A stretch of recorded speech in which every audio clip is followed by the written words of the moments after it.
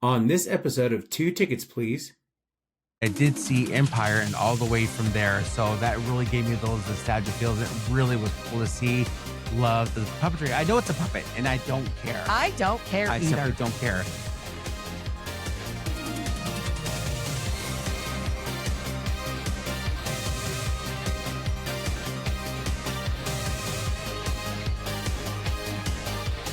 Hey. Hello, and welcome to Two Tickets, Please. I'm Art. And I'm Amber. And we are two best friends who love to watch movies together. That is right.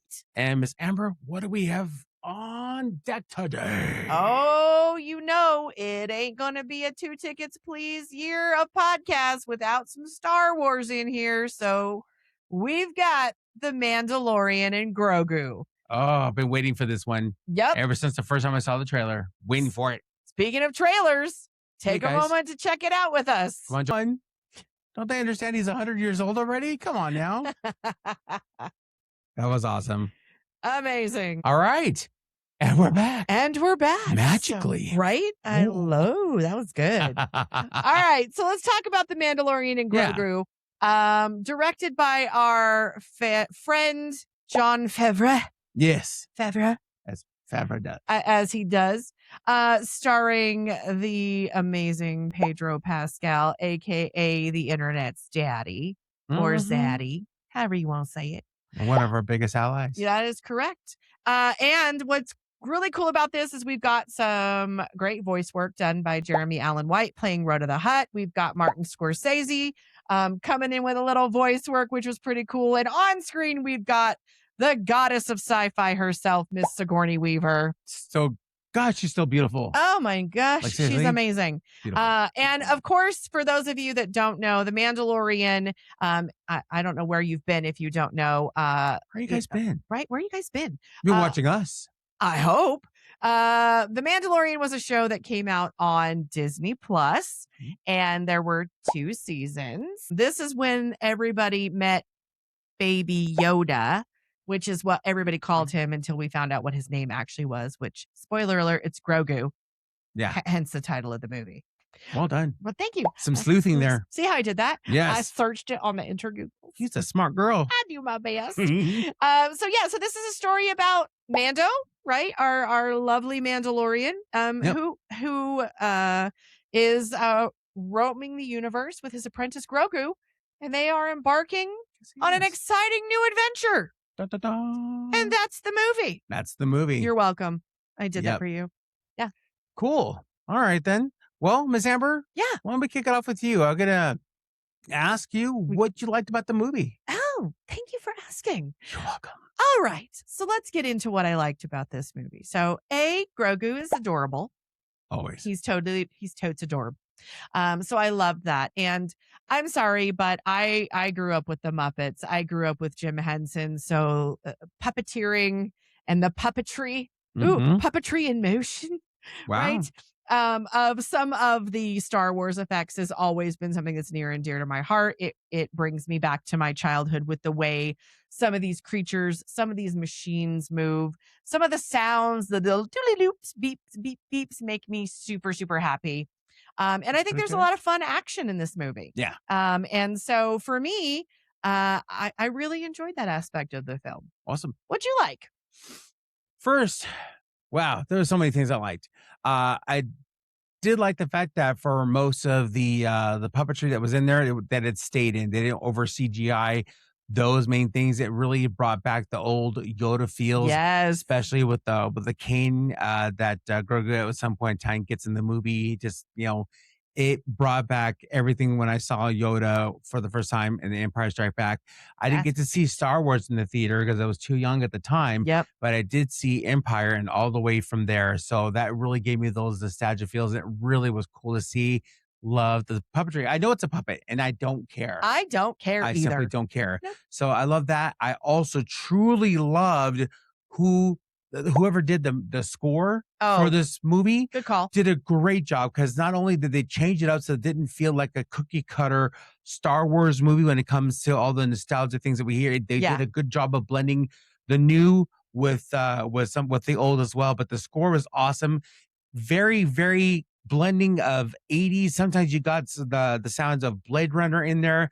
Sometimes you got some older things like some direct to VHS back in the day scoring. So that made me really happy. It changed out the feel of the movie, and there was a ton of action in this movie. It really, there's only a couple of small little laggy parts. Other than that, it was a lot of action and a lot of adorable Grogu, which, let's be honest, aside from the Mandalorian kicking some savage butt, which he does, Yes. as a Mandalorian does, Grogu being adorable in this movie is what I was really on board for, and they delivered that in spades for sure. There you go. So yeah. Yeah. And so I'll kick it over to you again.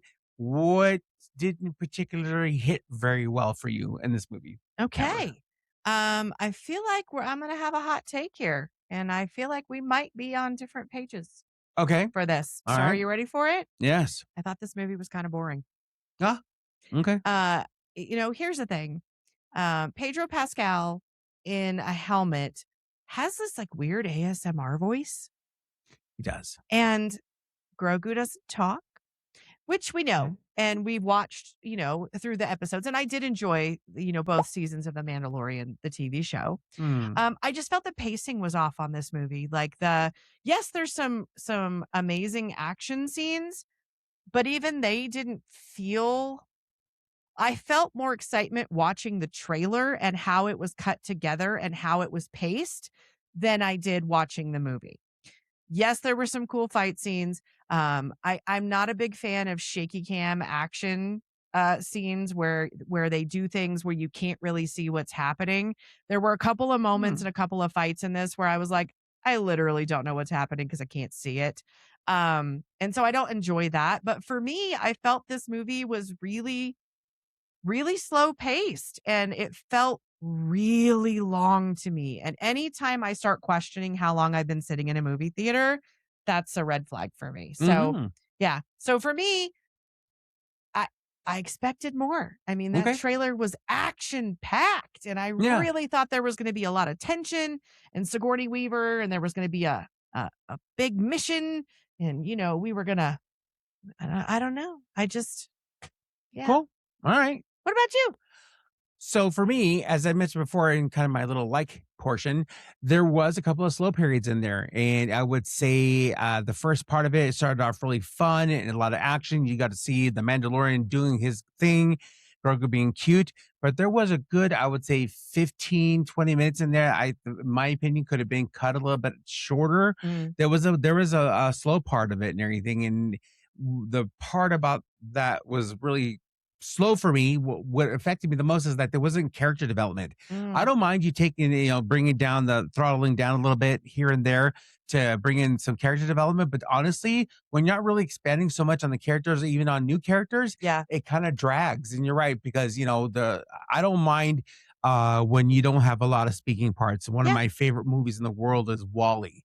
And for the first, half of that movie, there's no real speaking. I'm fine with that.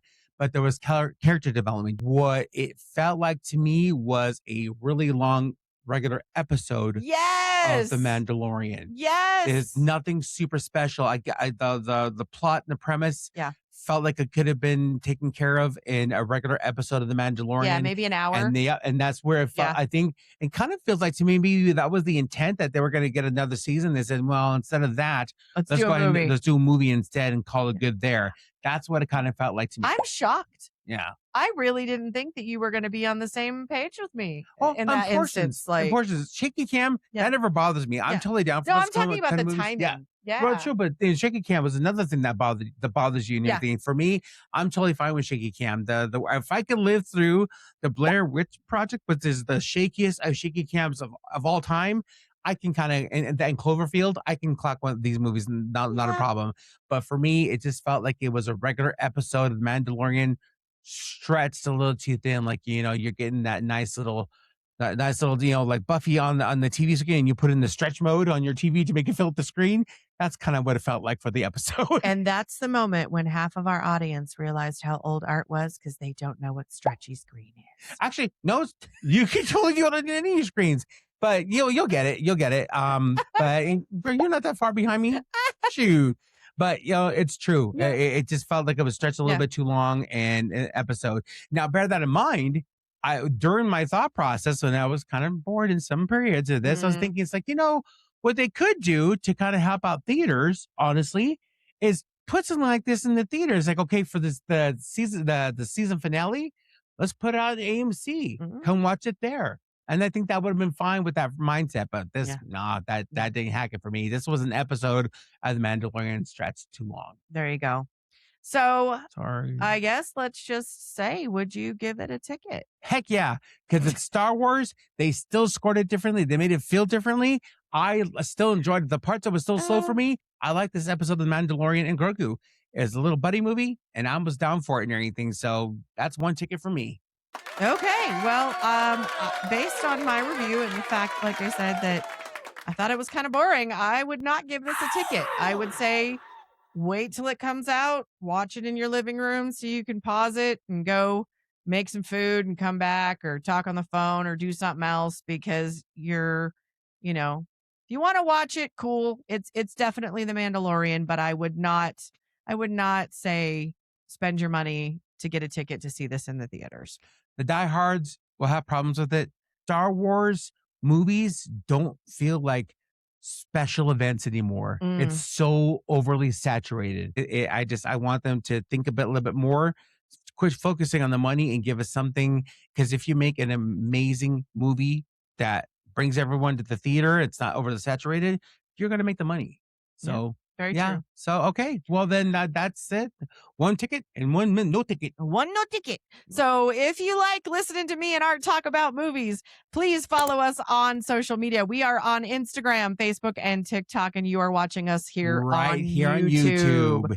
And don't forget to hit the like, subscribe, ring the little ding-a-ling, the doorbell thingy, so you can get notified when we get the new episodes released. Yeah. And leave comments, guys. We've been getting some comments. We love it. Thank you so much. It appeases the all-powerful algorithm. Yeah. And it also gives us an insight into what you guys think and where we can head with future episodes and what movies to watch. So, and I would be interested to know, are you Team Art with this one, or are you Team Amber? Let us know. Please. Let us know in the comments. But until next time, guys, thanks so much for watching. Keep watching your movies. Bye. Bye.